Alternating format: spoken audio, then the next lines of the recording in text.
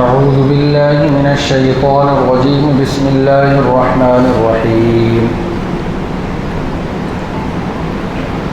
وكذلك جعلناكم أمة وسطا لتكونوا شهداء على الناس ويكون الرسول عليكم شهيدا صدق الله العظيم۔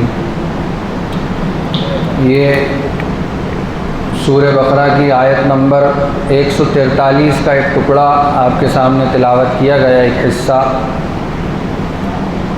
جو دوسرے پارے کی پہلے صفحے کی دوسری آیت ہے، جس کا ترجمہ ہے وَكَذَلِكَ جَعَلْنَاكُمْ أُمَّةً وَسَطًا، اور اسی طرح ہم نے تم کو ایک معتدل امت بنایا لِتَكُونُوا شُهَدَاءَ عَلَى النَّاسِ، تاکہ تم لوگوں پر گواہ بنو، وَيَكُونَ الرَّسُولُ عَلَيْكُمْ شَهِيدًا، اور رسول تم پر گواہ بنے۔ یہ ایک ٹکڑا دیکھنے میں تو بظاہر بہت چھوٹا اور بہت سادے الفاظ اس کے ترجمہ آپ نے سنا ہے، لیکن اس ٹکڑے کی وہ جامعیت ہے، اس ٹکڑے کے اندر اتنے اہم پیغامات ہمارے اور آپ کے لیے اس آیت کے ٹکڑے میں موجود ہیں، جس کو آپ سنیں گے تو بڑے تعجب ہوگا۔ وَكَذَلِكَ جَعَلْنَاكُمْ أُمَّةً وَسَطًا، اور اسی طرح ہم نے تم کو ایک معتدل، اعتدال والی، برابری والی، درمیانی امت بنایا۔ کس طرح؟ یعنی یہ ایک امت محمدیہ کی ایک فضیلت بتائی گئی۔ اسی طرح کس طرح؟ جس طرح ہم نے قبلے کو متعین کر کے تمہیں فضیلت بخشی، اسی طرح ہم نے تم کو ایک درمیانی امت بنایا۔ یہ دو چیزیں اس میں بیان کی گئی۔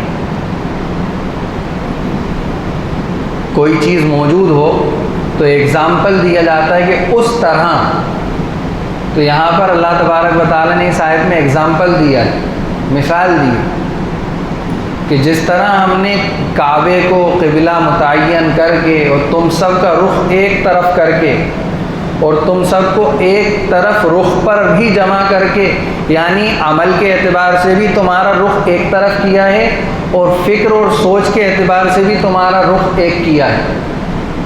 فکر اور سوچ کے اعتبار سے کیا ایک کیا ہے کہ تم صرف ایک اللہ کی عبادت پر جمع ہو، ایک اللہ کو ماننے پر جمع ہو، اور لوگوں کی طرح نہیں کہ کوئی کسی کی پوجا پہ لگائے، کوئی کسی کی عبادت پہ لگائے، کوئی کسی کی پرستش پہ لگائے، کوئی پتھر کو پوج رہا ہے تو کوئی جانور کو پوج رہا ہے، کوئی جانور کی غلاظت کو پوج رہا ہے اور اس کو برکت والا سمجھ رہا ہے۔ ارے ہو رہا ہے نہیں ہو رہا؟ ہوتا ہے، کسی ملک میں ہوتا ہے نہیں ہوتا؟ کس ملک میں ہوتا ہے معلوم ہے آپ لوگوں کو؟ کہ جانوروں سے نکلی ہوئی جو گندگی ہوتی ہے اس کو برکت والی چیز سمجھا جاتا ہے۔ مجھے نہیں معلوم کس ملک میں ہوتا ہے، آپ لوگ مجھ سے زیادہ جانتے ہیں تو آپ لوگوں کو معلوم ہوگا۔ لیکن اللہ نے ہمیں فکر کے اعتبار سے بھی ایک کیا اور ہمارے جسم کے اعتبار سے بھی ہمیں ایک کیا، عمل کے اعتبار سے۔ اسی طرح ہم نے تم کو درمیانی امت بنایا ہے۔ وسطہ کہتے ہیں خیر الامور اور افضل الشیء، یعنی بہترین کام اور بہت اعلیٰ قسم کی کوئی چیز، اس کو کہتے ہیں وسط۔ اور ترمذی شریف کی روایت میں ابو سعید خدری رضی اللہ عنہ سے منقول ہے اس آیت کا ترجمہ، اس لفظ کا ترجمہ انہوں نے وسط کا ترجمہ اعتدال سے کیا ہے، برابری سے کیا ہے، درمیانہ سے کیا ہے۔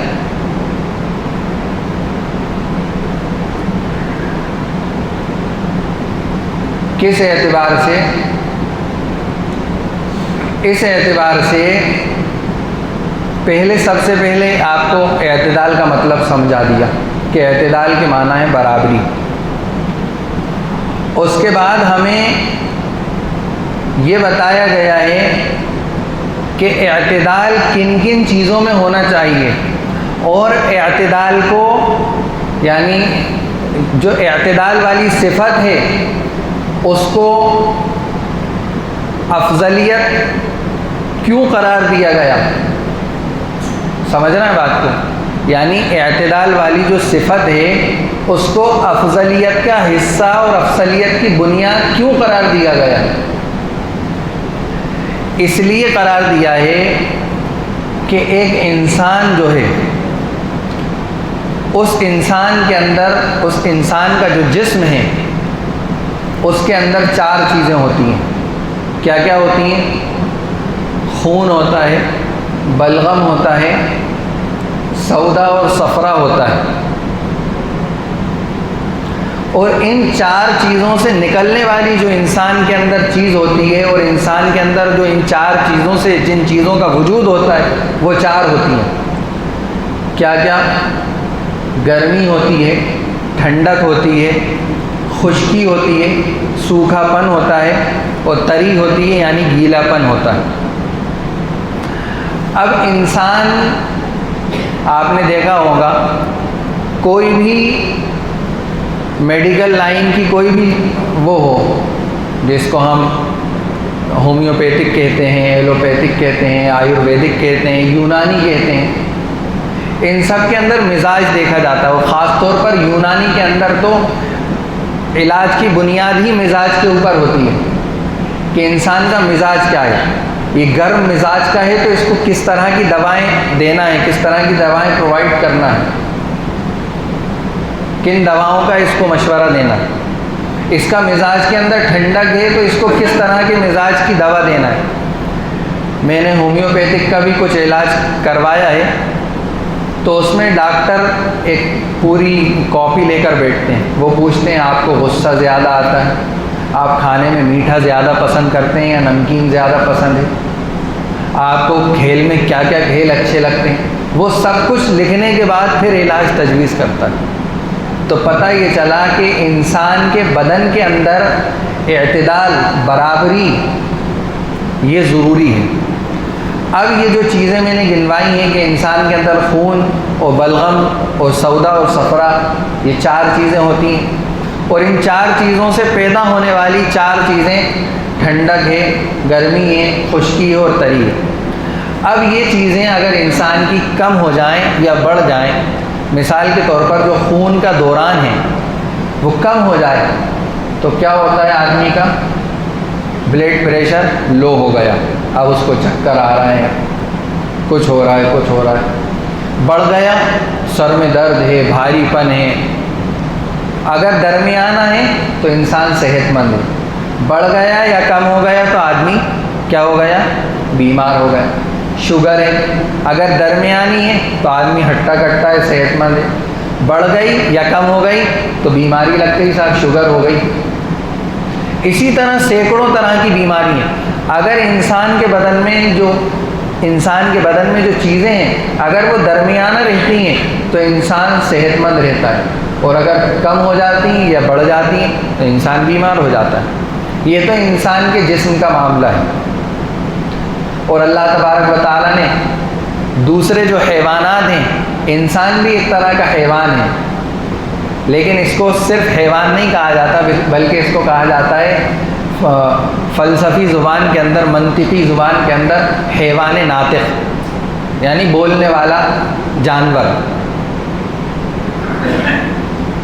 تو دوسرے حیوان ہیں، وہ بھی کھاتے پیتے ہیں، ان کا بھی جسم ہے، تو دونوں کے اندر تقابلی چیز کیا ہے؟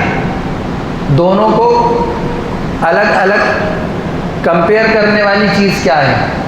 پتہ یہ چلا کہ وہ روح ہے جو انسانوں کے اندر اللہ تبارک و تعالیٰ نے بطور افضلیت کے ڈالی ہے۔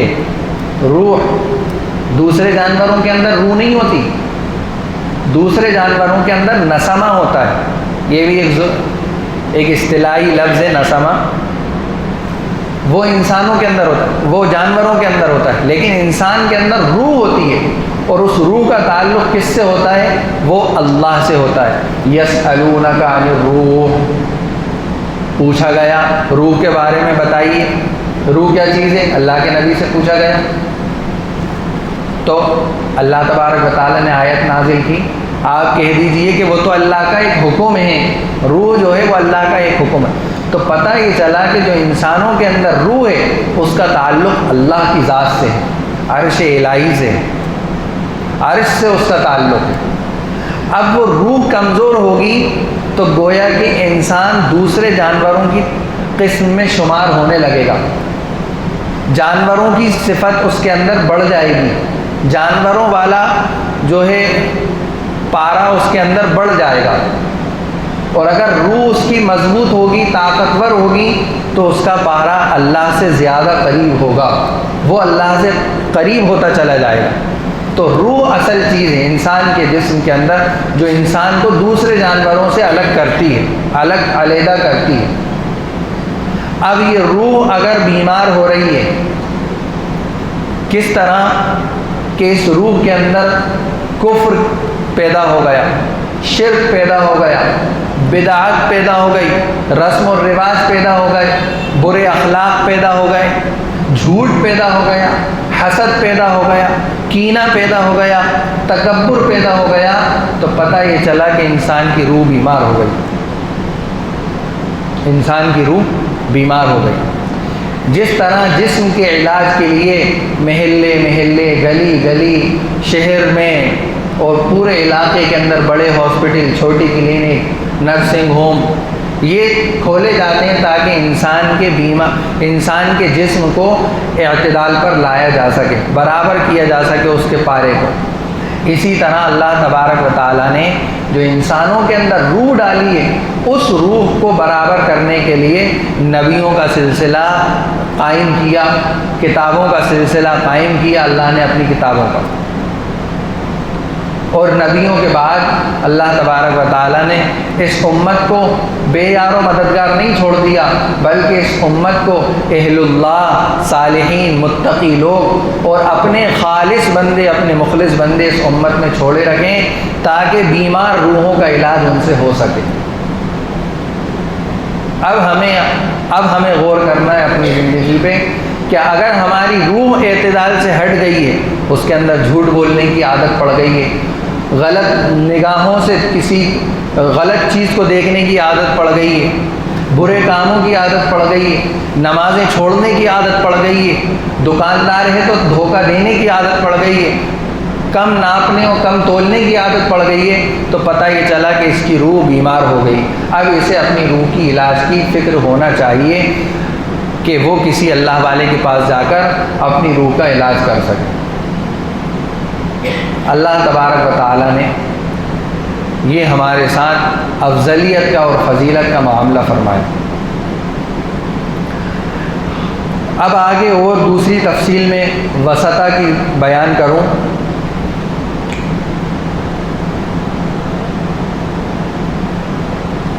ایک چیز تو میں نے بہت اچھی طرح سمجھا دی کہ اس امت کو اللہ تبارک و تعالیٰ نے جو اعتدال والی صفت عطا فرمائی ہے، اس کی وجہ سے دوسری امتوں سے اللہ تبارک و تعالیٰ نے اس امت کو اعلیٰ بتایا ہے۔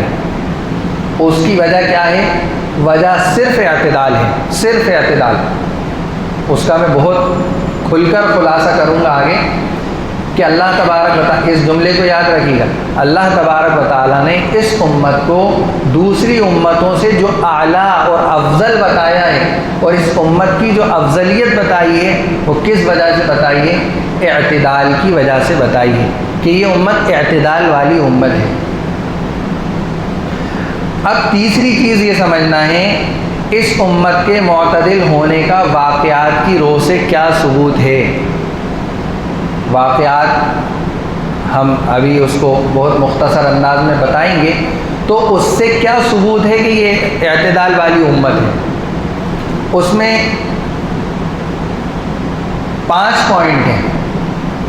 پہلا اعتدال کا واقعہ میں بتاؤں گا۔ اعتقادی اعتدال، اعتقاد، عقیدے کا اعتدال، عقیدے کے اعتبار سے یہ امت برابری کا معاملہ کرتی ہے۔ کیا معاملہ کرتی ہے کہ دوسری امتوں نے کیا کرا؟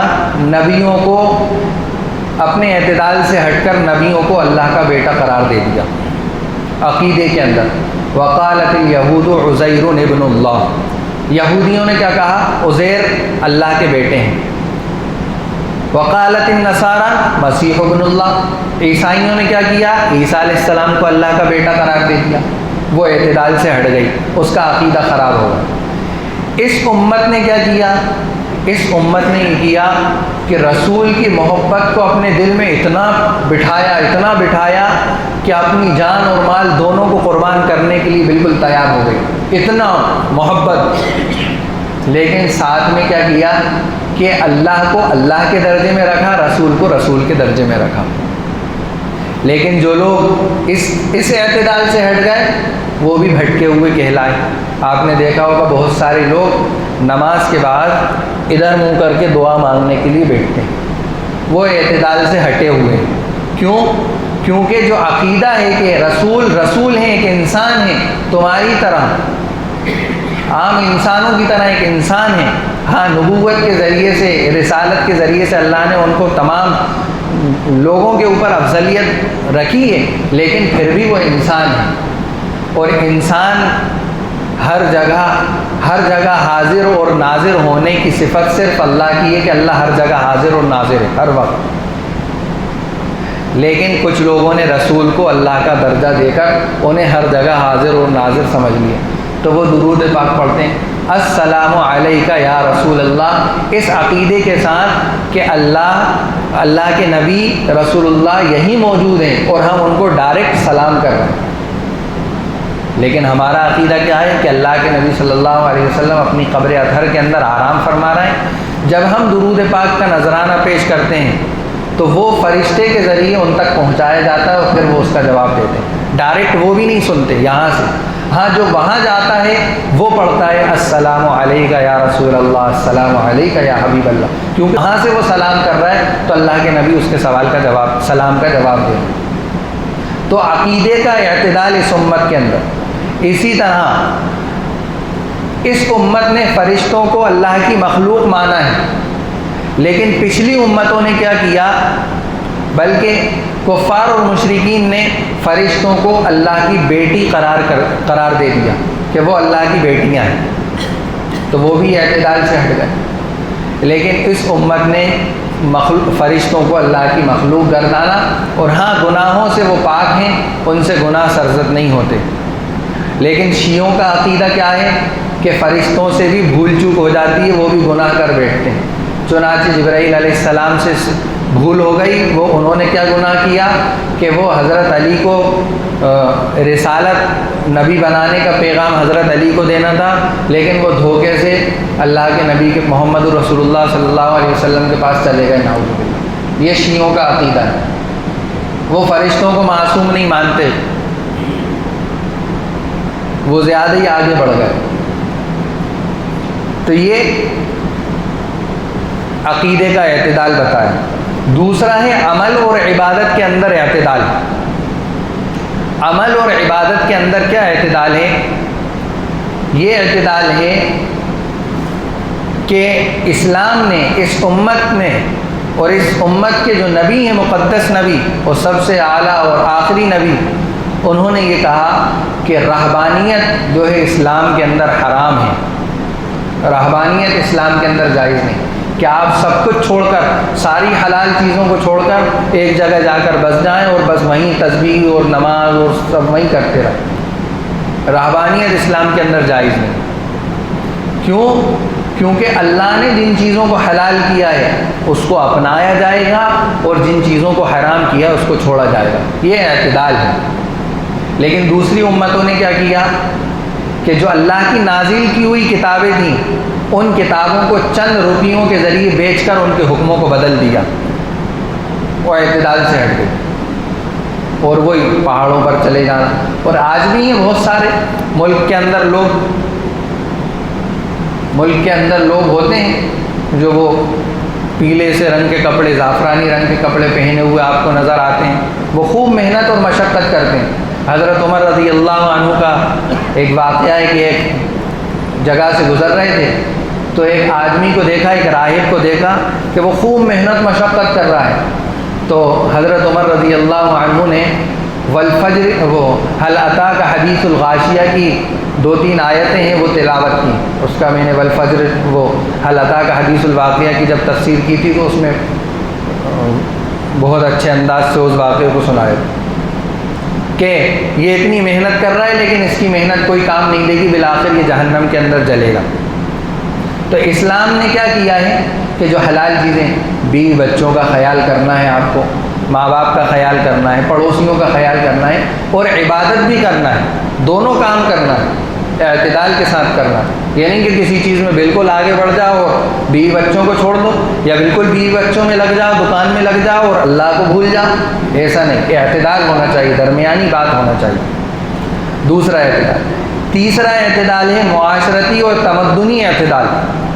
پچھلی امتوں کی بے اعتدالی کہ انسانی حقوق کی کوئی پرواہ نہیں کی، اپنی غرض، اپنی مقصد کے لیے جو ہے سب کو بے حیثیت سمجھا، اپنی تلوار کی دھار چیک کرنے کے لیے حاملہ عورتوں کو چاک کر دیا پیٹ، بچوں کو نیزے پر لٹکا دیا، کچھ کر دیا، کسی کے اونٹ نے پانی پی لیا تو سالوں جنگ چلی، اپنی غرض کے خاطر جو ہے پوری انسانیت کو وہ تہس نہس کر دیا۔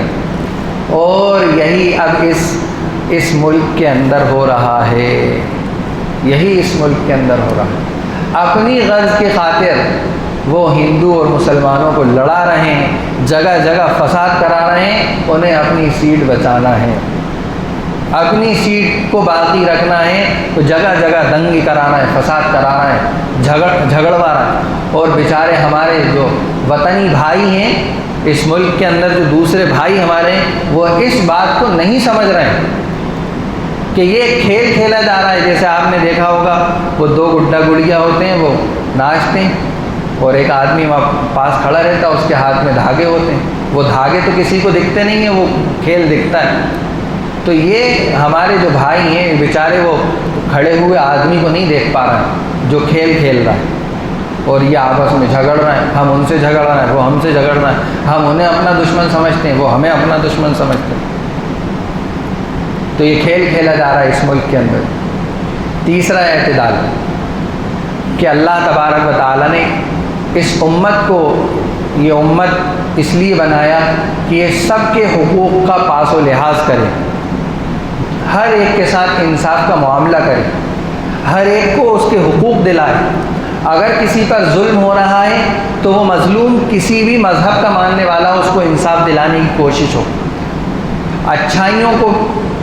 اچھائیوں کی طرف لوگوں کو لانا، برائیوں سے لوگوں کو روکنا۔ اخرجت للناس کنتم خیر امۃ اخرجت للناس تأمرون بالمعروف وتنہون عن المنکر۔ اس سے پہلے آپ نے اس آیت کی تفسیر اس طرح نہیں سنی ہوگی جس طرح میں بیان کرنے جا رہا ہوں، اور یہ میں اپنے اس سے نہیں کر رہا ہوں، کتابوں سے ہی میں نے بھی پڑھا ہے، اس حوالے سے بیان کر رہا ہوں۔ کنتم خیر امۃ، تم بہترین امت ہو، کنتم خیر امۃ، تم بہترین امت ہو، اخرجت للناس، لوگوں کے نفع کے لیے بھیجی گئی ہو، نکالی گئی ہو۔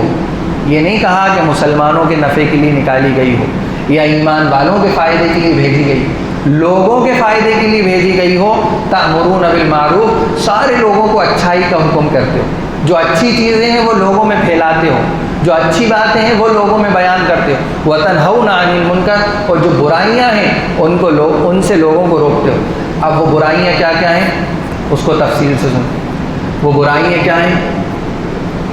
وہ برائیاں کفر کی برائی ہو، شرک کی برائی ہو، بدعت کی برائی ہو، کسی بری رسم کی برائی ہو، فسق اور فجور کی برائی ہو، بد اخلاقی کی برائی ہو، بد کرداری کی برائی ہو، نامعقول باتوں کی برائی ہو، کسی بھی طرح کی کوئی برائی ہو، کسی بھی طرح، نشے کی برائی ہو، جھوٹ کی برائی ہو، کسی بھی قسم کی برائی ہو،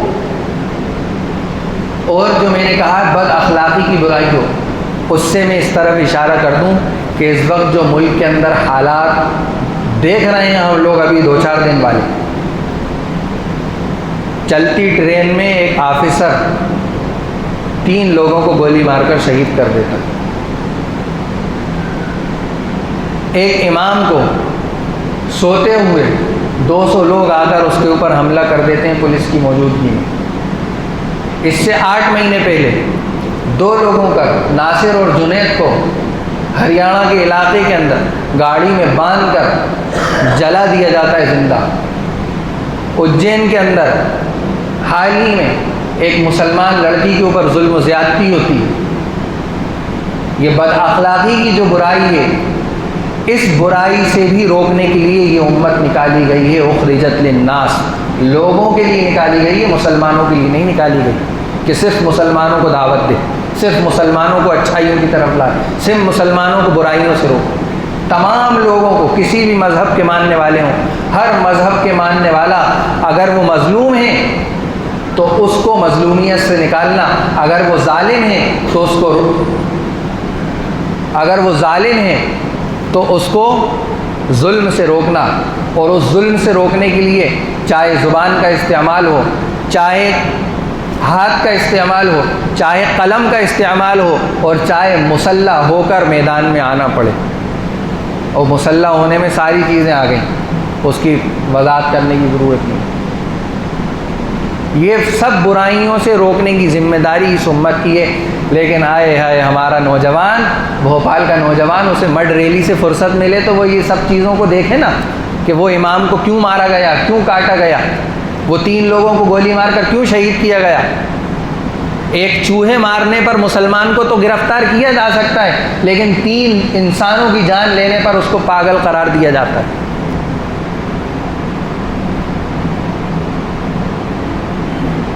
اب اس پر کتنا افسوس آپ لوگ ہی اگر کر لیں تو شاید پورے بھوپال کا نقشہ بدل سکتا ہے۔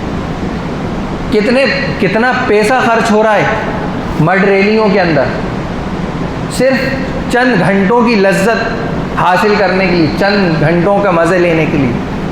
ان جن لوگوں کی جانیں گئی ہیں، جو لوگ قید ہیں، اسلام کی خاطر قید ہوئے ہیں، دین کی خاطر، دین کی محنتیں کرنے کے خاطر قید ہوئے ہیں، ان کے گھر والوں کی خرچے پانی کا خیال کون رکھے گا؟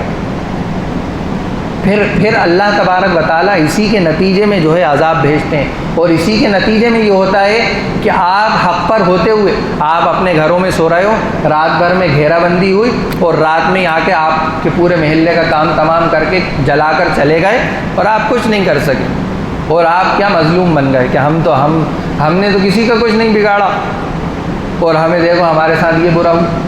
لیکن تم نے جو انسانیت کے ساتھ جو برا کیا ہے، اپنے پیسے کا صحیح استعمال نہیں کیا، اپنے وقت کا صحیح استعمال نہیں کیا، یہ اس کی سزا تمہیں دنیا کے اندر دی گئی ہے۔ وَلَنُذِيقَنَّهُم مِّنَ الْعَذَابِ الْأَدْنَىٰ دُونَ الْعَذَابِ الْأَكْبَرِ، کہ بڑے عذاب سے پہلے چھوٹا عذاب چکھایا جاتا ہے۔ ان چیزوں پر کون غور کرے گا؟ اللہ تبارک و تعالی ہم سب کو بہت زیادہ اس وقت سوچنے کی، سمجھنے کی، اور بہت فکر مند ہو کر کام کرنے کی توفیق عطا فرمائے۔ یہ بہت فکر کا موقع ہے، اور چند مہینے ہیں فکر کرنے کے۔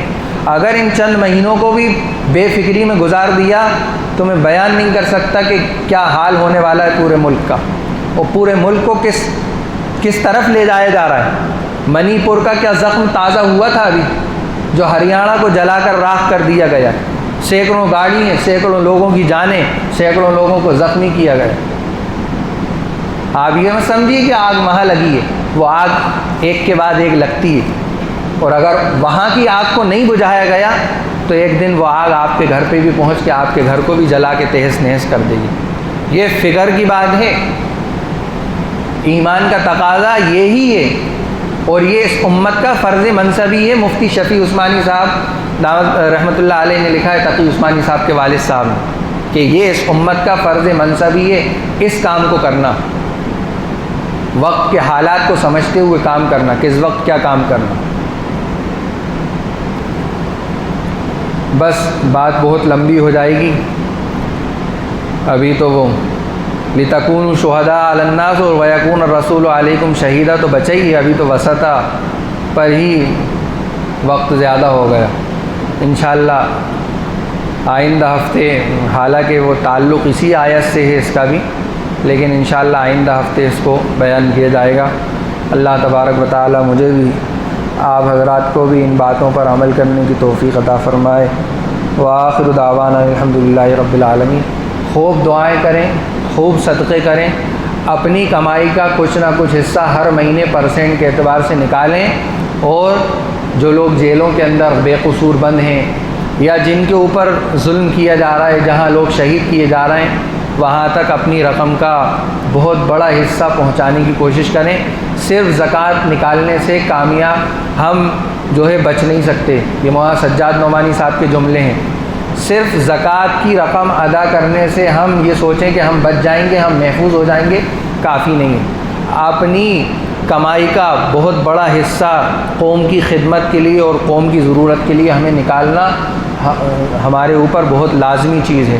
مجھے بھی اللہ عمل کی توفیق دے، آپ سب کو بھی، پوری امت کو عمل کی توفیق۔ سبحان اللہ و بحمدہ، سبحانک اللہم و بحمدک، نشہد ان لا الہ الا انت، نستغفرک و نتوب الیک۔ سبحان ربک رب العزۃ عما یصفون وسلام علی المرسلین والحمد للہ رب العالمین۔